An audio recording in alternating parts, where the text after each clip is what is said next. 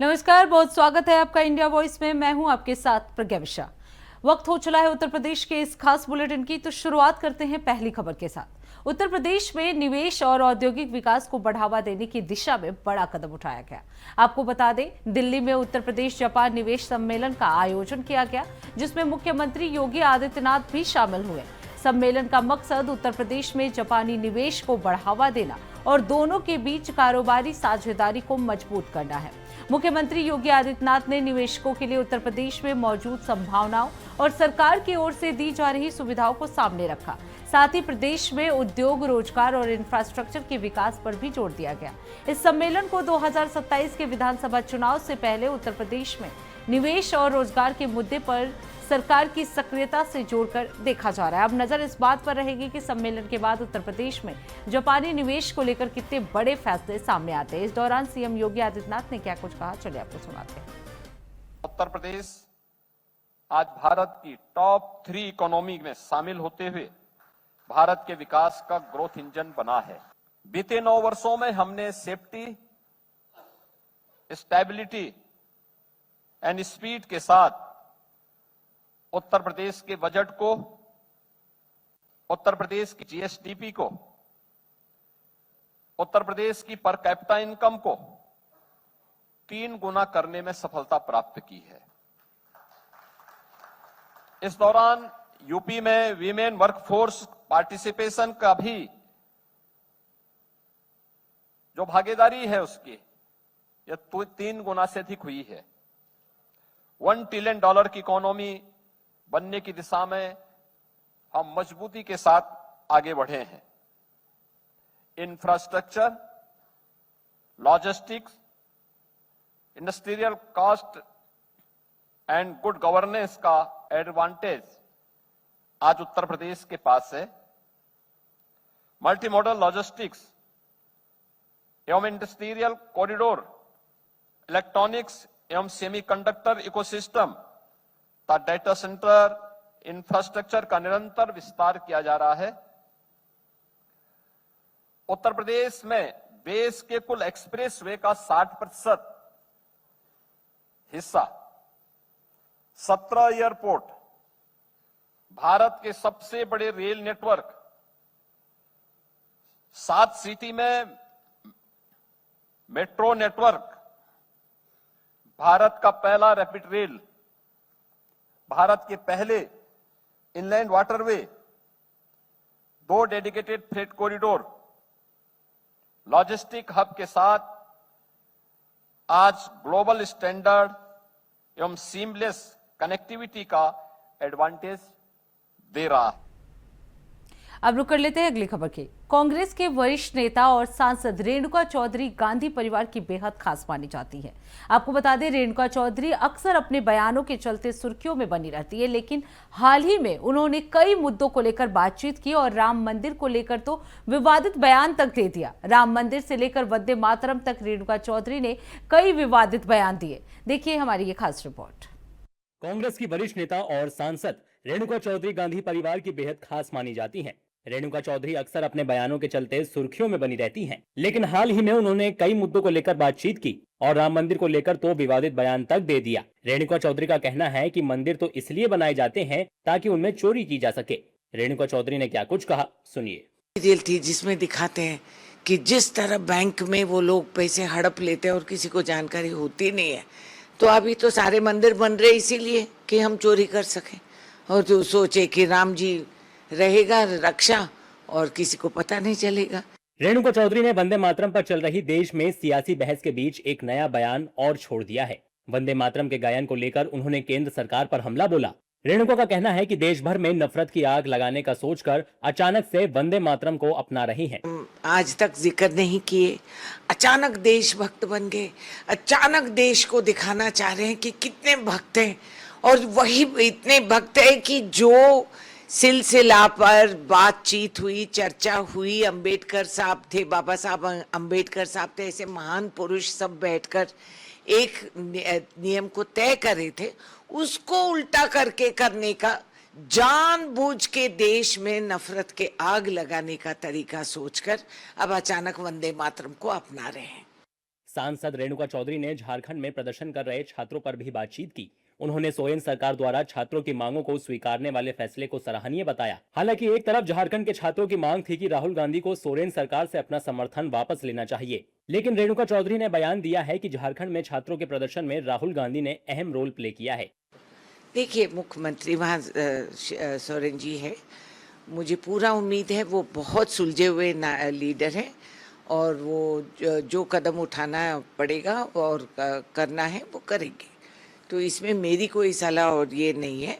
और राहुल गांधी जी ने बहुत अहम रोल प्ले किए हैं और अच्छी बात है, ये अच्छी बात है कि बच्चों का आवाज़ गूंज रही है और हम सोच के यही तो तालमेल है एक लोकतंत्र की, यही तो खूबसूरती। वहीं वंदे मातरम विवाद को लेकर केंद्रीय भारी उद्योग एवं इस्पात मंत्री व जेडीएस नेता एचडी कुमारस्वामी ने सोनिया गांधी पर तीखा हमला बोला था। कुमारस्वामी ने कहा कि सोनिया गांधी की रगों में इटली का खून दौड़ रहा है, जिसका जवाब देते हुए रेणुका चौधरी ने कहा कि आप इतने पढ़े लिखे होकर इस तरह का बयान देते हैं। अच्छा, और इनके खून क्या है ये मैं जानूं? इनके खून में क्या है?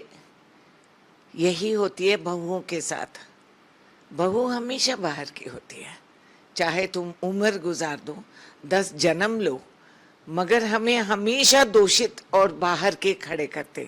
इसीलिए तो इस देश में आज भी हम अपने दुल्हनों को जला देते हैं, ऐसे विचार के लोगों की वजह से। कुमार स्वामी जी, आप पढ़ लिख कर ये आपका सोच है कि इटली का खून है। राम मंदिर में चोरी की घटना को लेकर कांग्रेस नेता रेणुका चौधरी के कथित बयान ने सियासी विवाद को जन्म दे दिया है। मंदिर निर्माण और भगवान राम से जुड़े संवेदनशील मुद्दों पर उनका ये बयान अब राजनीतिक बहस का केंद्र बन सकता है। राम मंदिर जैसे संवेदनशील और भावनात्मक मुद्दे पर दिया गया कोई भी बयान राजनीतिक तापमान बढ़ाने की क्षमता रखता है। ऐसे में रेणुका चौधरी का बयान आने वाले दिनों में आरोप प्रत्यारोप और सियासी वार पलटवार को और तेज कर सकता है। अब रुक कर लेते हैं अगली खबर की। लखनऊ में यूपी SSSC फार्मासिस्ट एलोपैथिक भर्ती की सीटें बढ़ाने की मांग को लेकर अभ्यर्थियों ने डिप्टी सीएम ब्रजेश पाठक के आवास पहुंचकर उनसे मुलाकात की। अभ्यर्थियों ने भर्ती प्रक्रिया से जुड़ी अपनी समस्याएं और मांगे जो हैं वो डिप्टी सीएम के सामने रखी। अभ्यर्थियों के मुताबिक वर्तमान में फार्मासिस्ट एलोपैथिक के 564 पदों पर भर्ती प्रक्रिया जारी है। उनका कहना है कि फरवरी 2025 तक आरटीआई के माध्यम से मिली जानकारी में 804 फार्मासिस्ट पद खाली होने की बात सामने आई है। ऐसे में अभ्यर्थियों ने रिक्त पदों के अनुरूप भर्ती की सीटें बढ़ाने की मांग की है। उनका कहना है कि यदि सभी खाली पदों को भर्ती प्रक्रिया में शामिल किया जाता है तो बड़ी संख्या में अभ्यर्थियों को रोजगार का अवसर मिल सकता है। अभ्यर्थियों ने डिप्टी सीएम से मामले में हस्तक्षेप कर जल्द निर्णय लेने की अपील की है।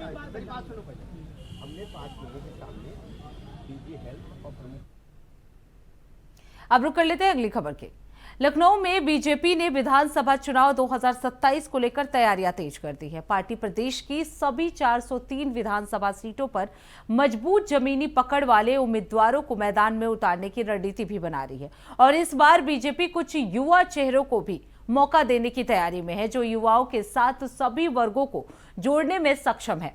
पार्टी के लिए 2027 का चुनाव बेहद अहम माना जा रहा है। बीजेपी की कोशिश लगातार तीसरी बार उत्तर प्रदेश में सरकार बनाकर नया राजनीतिक रिकॉर्ड कायम करने की है। अब मुकाबला बीजेपी और विपक्षी पीडीए के बीच किस दिशा में जाता है, इस पर सभी की नजरें रहेगी। देखिए हमारे संवाददाता बसंत मिश्रा की ये खास रिपोर्ट।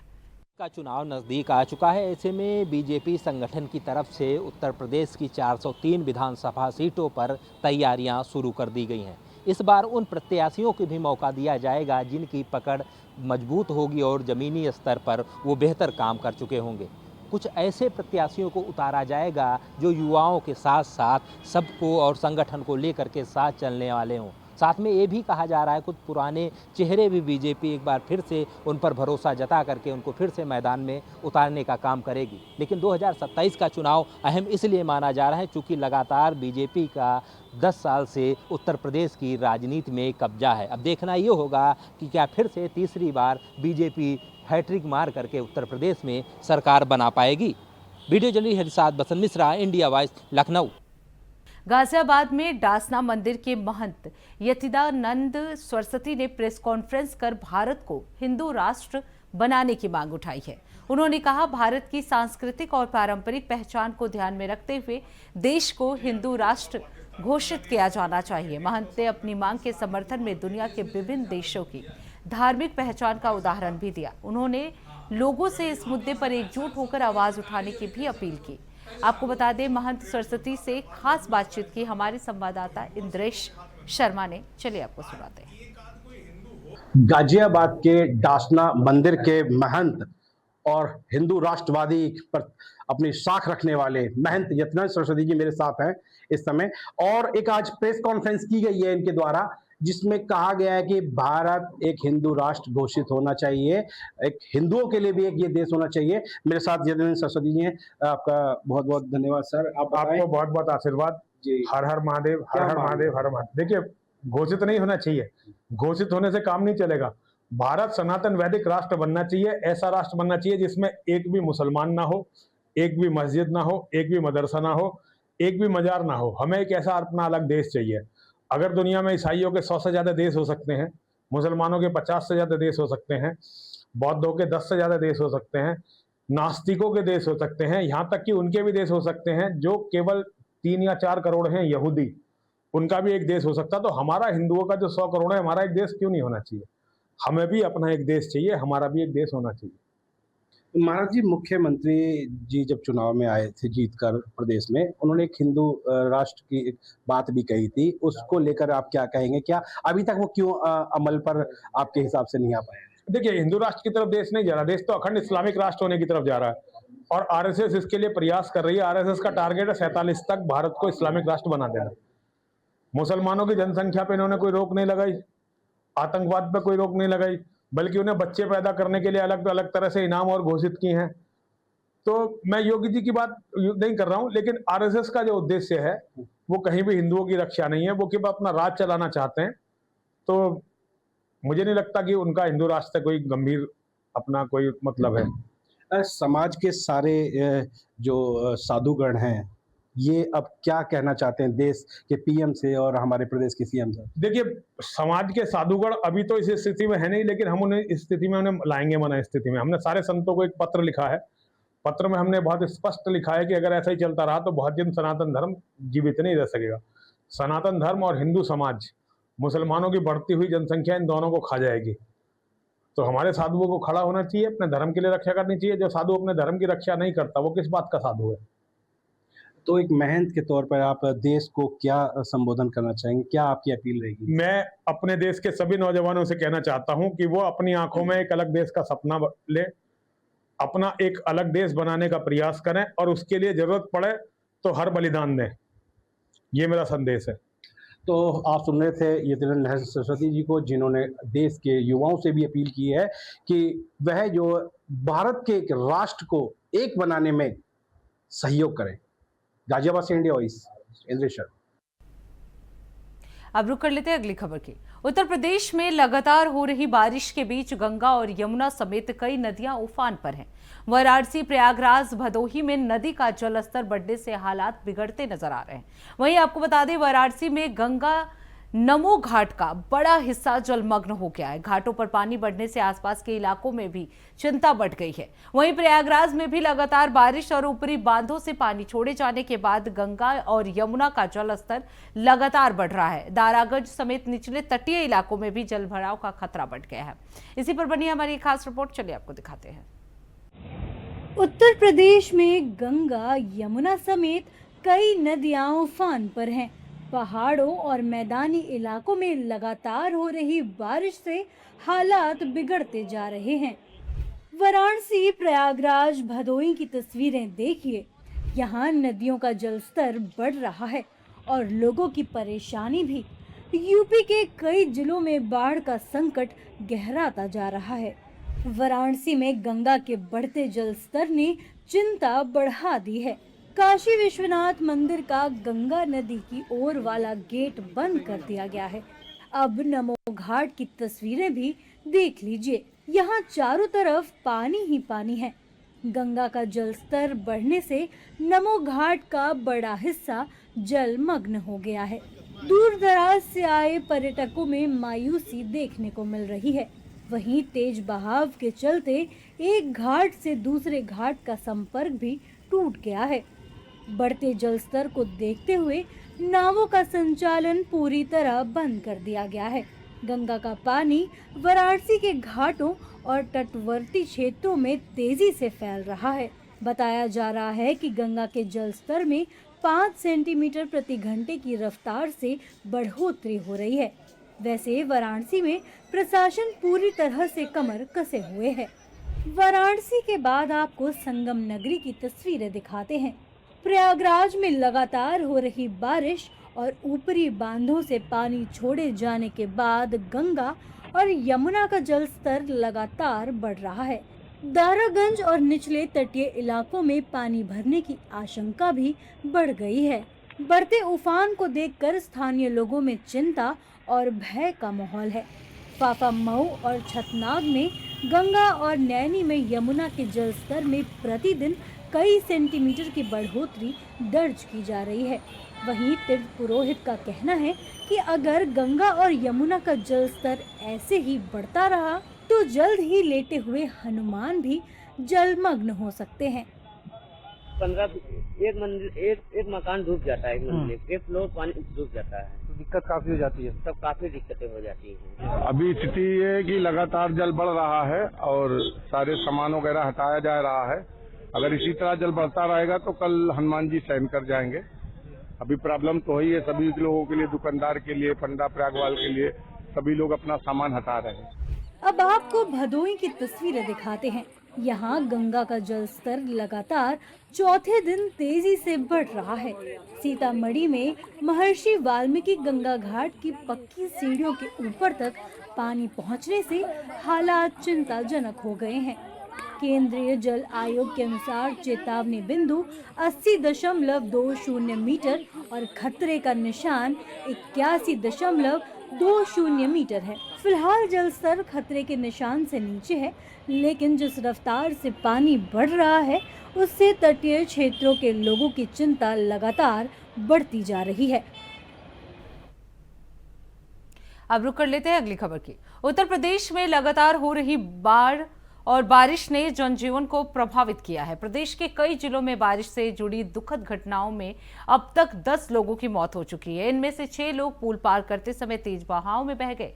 वहीं मृतकों में बदायूं, कन्नौज, हरदोई और फर्रुखाबाद में एक एक व्यक्ति की मौत हो गई है, जबकि प्रयागराज में 4 लोगों की जान गई है। वहीं अगर बलिया की बात की जाए तो बलिया में पेड़ गिरने से एक व्यक्ति की मौत हो गई। बहराइच में बिजली गिरने से एक व्यक्ति की जान चली गई है। प्रशासन ने लोगों से जल भराव और तेज बहाव वाले क्षेत्रों से दूर रहने की अपील की है। देखिए हमारे संवाददाता अजहर खान की ये खास रिपोर्ट। इन दिनों उत्तर प्रदेश में मॉनसून पूरी तरह से सक्रिय है, जिसके चलते उत्तर प्रदेश के अधिकांश जिलों में भीषण बारिश का प्रकोप लगातार जारी है। बीते 24 घंटों की बात की जाए तो उत्तर प्रदेश में बारिश के चलते 10 लोगों की मौत हो गई है। हालांकि मौसम विभाग की माने तो आगामी 3 दिनों तक के उत्तर प्रदेश में मौसम इसी तरह रहने वाला है, यानी भीषण बारिश का प्रकोप लगातार जारी रहेगा। अब इस पूरे मामले में मुख्यमंत्री योगी आदित्यनाथ ने जिला अधिकारियों को ये निर्देश दिए हैं कि जो भी बाढ़ प्रभावित इलाके हैं या बारिश से पीड़ित जो भी लोग हैं उन तक मदद पहुंचाई जाए और जो भी लोग हैं राहत बचाव कार्य जो है वो किए जाएं। हालांकि मुख्यमंत्री योगी आदित्यनाथ ने जिला प्रशासन के अधिकारियों को साफ तौर से निर्देश दिए हैं और अलर्ट रहने के निर्देश मुख्यमंत्री योगी आदित्यनाथ ने दिए हैं। कैमरा पर्सन हरीश के साथ अजहर खान, इंडिया वॉइस, लखनऊ। अब रुक कर लेते हैं अगली खबर की। आईपीएस आशुतोष मिश्रा की मां की मौत के मामले में पुलिस की जांच जारी है। आपको बता दें, एसपी प्राची सिंह ने कहा कि मामले की निष्पक्ष, पारदर्शी और गहन जांच की जा रही है। वहीं एसपी ने यह भी स्पष्ट किया कि एफआईआर में दर्ज अधिकांश जेवरात अभी भी बरामद नहीं हुए हैं। मौके से मिली तुलसी की माला और पीली धातु की कुछ कीलनुमा वस्तुएं परिवार को सौंप दी गई हैं। वहीं पोस्टमार्टम में मौत का कारण स्पष्ट नहीं हो सका, इसलिए बिस्तरा सुरक्षित कर जांच के लिए भेज दिया गया है। कई टीमें इसमें गठित की गई हैं और पूछताछ की वीडियो रिकॉर्डिंग भी कराई जा रही है। 16 अगस्त को थाना मालीपुर में श्री आशुतोष मिश्रा जी द्वारा अपनी मां की हत्या और लूट का मुकदमा थाना मालीपुर में दर्ज कराया गया था। मुकदमा तहरीर के आधार पे तत्काल दर्ज भी कर लिया गया था। उसके बाद शव का पीएम कराया गया था। पीएम कराने के बाद एक ऑफिशियल बाइट भी पुलिस द्वारा रिलीज की गई थी। पिछले 2 दिनों में कई मीडिया हैंडल्स में और कई जगह यह प्रसारित हुआ कि कुछ सामान पुलिस के द्वारा बरामद कर लिया गया है। इसमें मैं यह स्पष्ट करना चाहूँगी कि इसमें पुलिस की कई टीमें गठित हैं और जो भी सामान उन्होंने एफआईआर में अपने लिख के दिया है वह अभी बरामद होना शेष है। कुछ पीली धातु की कील नुमा चीज़ें हम लोगों को मौके से ही मिली थी। मोती की जो तुलसी की माला होती है वो भी मौके से मिली थी, वो सब परिवार को सुपुर्द कर दिया गया है। लेकिन यह कहना कि सभी सामान पुलिस ने बरामद कर लिया गया है, उनके घर ही में मिल गया है, यह गलत है और भ्रामक है। इसमें किसी भी निर्दोष को भेजने का कोई भी ऑब्जेक्टिव पुलिस को नहीं है। पुलिस किसी भी निर्दोष व्यक्ति को जेल भेज के पुलिस को भी कुछ मिलेगा नहीं। हम लोग उसी व्यक्ति को जेल भेजेंगे जिसके पास से चीजें बरामद होंगी और इसमें सही ढंग से विवेचना की जाएगी, सभी से पूछताछ की जाएगी। जो भी संदिग्ध इसमें लगेगा हम लोग पूछताछ करेंगे, इंट्रोगेट करेंगे, इन्वेस्टिगेट करेंगे और ट्रांसपेरेंट ढंग से करेंगे और पूरा प्रोसीजर अपना के करेंगे। सभी चीजें सीसीटीवी में रिकॉर्ड रहेंगी, पूरा वीडियो कैमरा में बयान हो रहा है सबका। तो इस प्रकार की चीजें नहीं होंगी जिससे किसी भी प्रकार से पुलिस की कार्रवाई पे कोई भी आरोप लगे। तो इसी के साथ उत्तर प्रदेश के इस खास बुलेटिन में बस इतना ही। देश दुनिया की तमाम बड़ी खबरों के लिए देखते रहिए इंडिया वॉइस। तब तक के लिए नमस्कार।